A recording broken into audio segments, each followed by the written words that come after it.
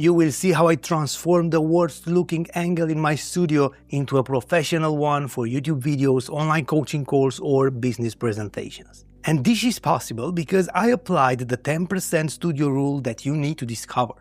Usually I use this angle, the most good looking one. But what if I can't move the furniture and I need to use this boring angle with a white wall and a door behind me? At the beginning, most creators won't change everything in the room for videos, but still want to look professional. In this case, you can move the mobile equipment such as the lights, take advantage of a mirrorless camera and a good lens, and use some cheap practical lights.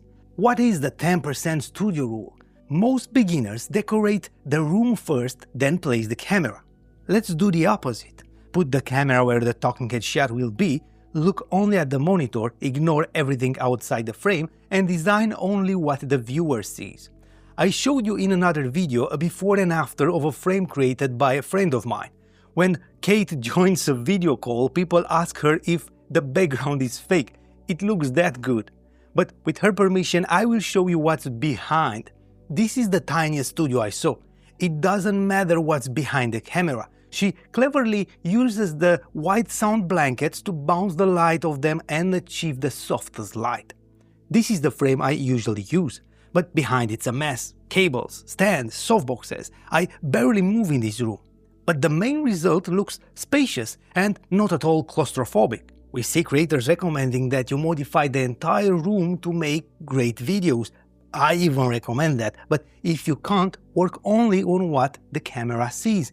It doesn't matter what's behind. You only have this bad angle? No problem, work only on this 10% of the studio and you will obtain professional looking videos.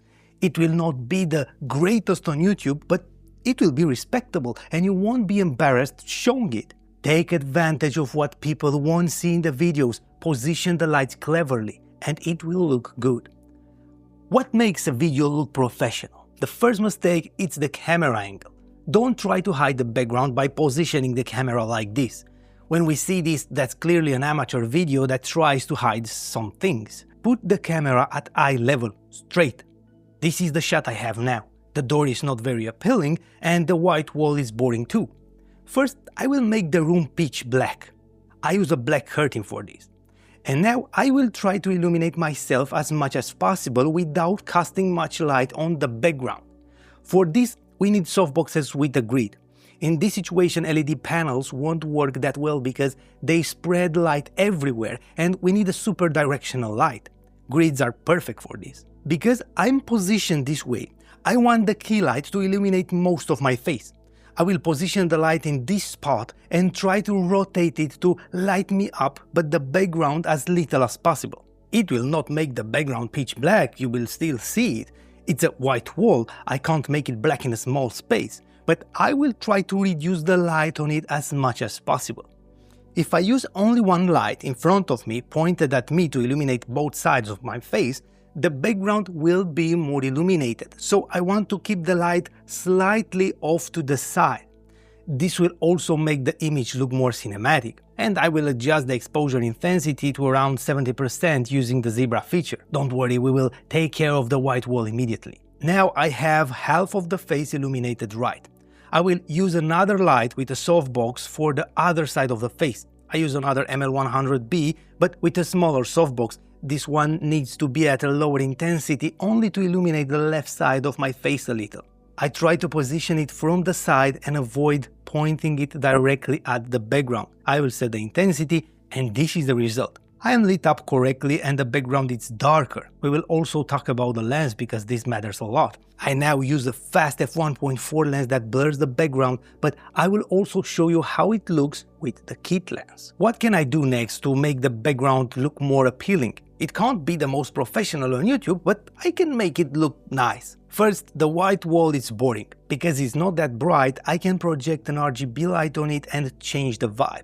I will use a simple RGB light, position it to illuminate the white side of the wall and adjust its color and intensity. I like this blue, but you can use any color.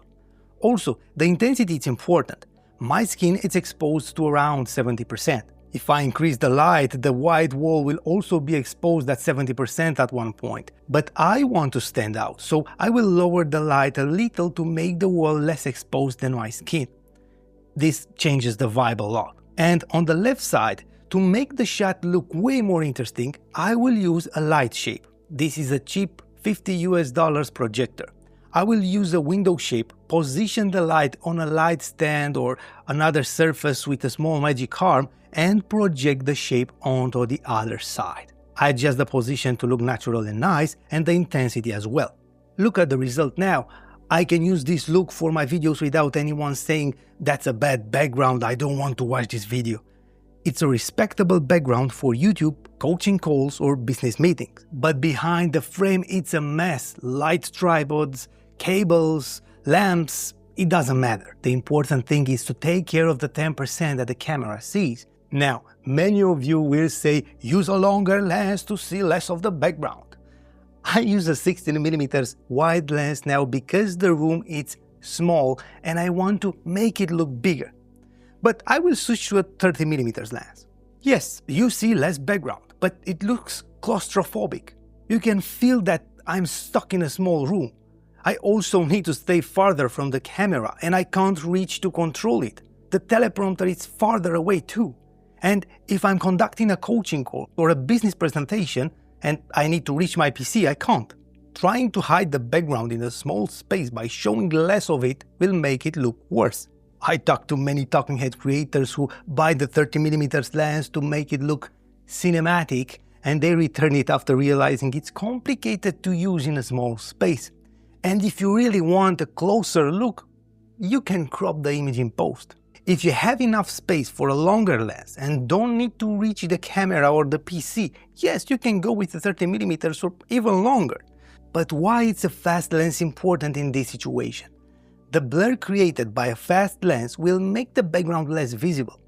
And even if you see that I have a door behind me, it will look more professional.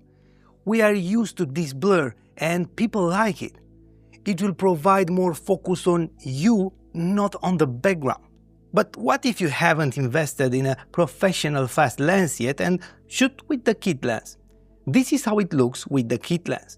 I need to readjust the light intensity and the camera settings, and this is the result. The image is a little bit more shadowy and you can clearly see the door and what I have on the walls, but it can work at the beginning. The difference between a 1.4 lens and the 3.5 lens is huge, so the investment is worth every dollar. Now, let's move to the equipment. I always try to keep the budget low while maintaining professional quality. So I don't use the cheapest equipment because I don't want to waste my money. The camera I use mostly is the ZV-10 Mark I or Mark II. For this video I use the Mark I. The lens I prefer for small rooms is the Sigma 16mm f1.4. My lights, when I use softboxes, are two Godox ML100B. For the key light, I use a bigger softbox attached using a balance mount adapter, and for the fill light I use a smaller softbox, both with grids. My RGB lights are the newer model MI5R only because the battery is huge and it lasts 4 hours. And the window shape, it's a small rig projector. Nothing in this video is sponsored, I bought everything with my own money. This is what I use for my videos. And of course I will add affiliate links in the description for all the equipment presented and my full setup. If you click on my links, you're not going to pay anything extra, but I will earn a small commission and this will help me keep sponsors away from this channel and create more valuable content for you. Thank you. Use the 10% studio rule and concentrate only on what the camera sees. Test, try and cleverly position your lights to achieve the best possible look using the background you have. And don't forget to position the camera at eye level to look professional. But you can have the best looking background for nothing. What if you need more angles and want to create more complex videos? For this I will give you a dedicated video showing all the steps I took to create at least 5 great angles in a small studio with minimal struggle. Watch this video and elevate your productions to a professional level immediately.